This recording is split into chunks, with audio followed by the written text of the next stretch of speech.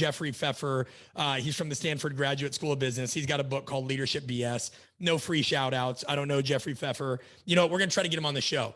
And if he doesn't get on the show, then we're going to cancel this out. We're not going to promote his book. But I did appreciate this book because he talks about some things. Let's see which one. He talks about the whole, the leaders eat last kind of one.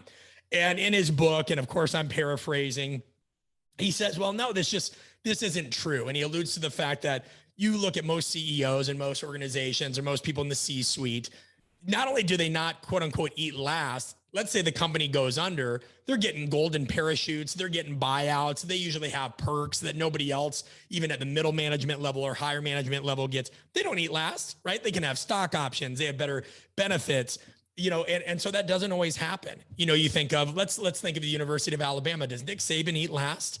You know, do you think that he's the last one to eat lunch? He might get that catered to his office. We don't know. And so this idea, and the only reason I bring this up, because I remember I was at a conference once and it was family style buffet, and the host of the conference, good guy, right? But I was trying to let him go in front of me at line, and he's like, no, leaders eat last. And I kind of like looked at him to be like, you for real? Just jump in front of me. You know what I mean? And he's like, no, I'm dead serious. That's something I take very seriously. I'm like, I don't think that phrase literally meant that you have to eat last. I think that phrase really means just think of other people before you think of yourself in most circumstances. But there are some people that really take that at face value. And another reason it's fake or just faux is, here's the thing, an empty sack doesn't really stand up well on its own. And we've talked about the whole idea that if you're in an airplane and the cabin pressure changes, you got to put your own mask on first before helping other people. And it's been something, the Alley, that I think has really turned me off to a lot of leadership books, probably over the past half decade. It's very martyrdom based. It's very, I almost want to say, and I'm sorry if this, you know, rubs people the wrong way, but if you're really out of your feelings, you know what I mean. It has this overly kind of religious feel to it.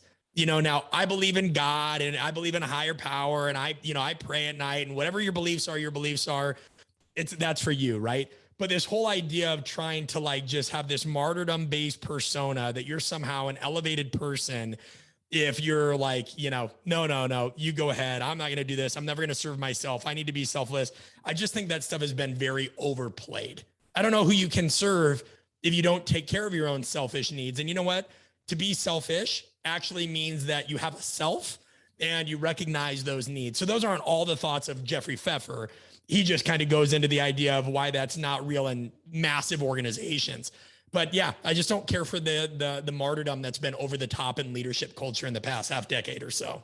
Well, that to me, that always felt from the wrong person, that feels very performative. And, you know, it's totally depend on the context, right? And you can see why a leader would want to eat last, and it shows people where their priorities are at, but sometimes it is performative.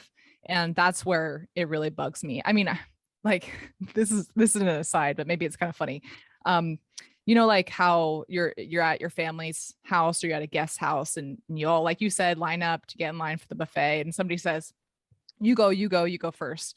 And people are like, oh no, it's a song and dance. Like, no, like I can't go first. You go first. Right. And it's this very polite, like literally like some alien would come down and be like, what are these humans doing? And I'm always the one that's like, yeah, I'll go. Yeah, sure. Because I almost feel like it's ruder to say no. Like they're inviting you there. You are the guest in their house. They're inviting you to go first. Just say yes. Yeah. Make it.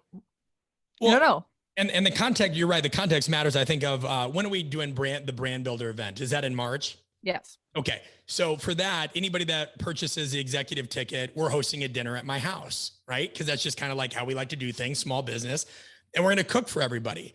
In that circumstance, of course, I'm going to eat last, but it's not because, you know, I view myself as some leader that needs to eat last. It's because I'm welcoming these people into my home, you know, and so I'm going to serve them food. I want to make sure they're comfortable. That's just me as an entertainer and as a host wanting to be polite.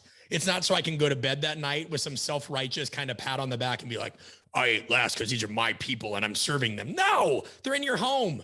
They're in your home. So yeah, I think we hit that one. That was just something that I've always kind of had a bad taste in my mouth. It's saccharine. It's very saccharine when people do that the wrong way. All right.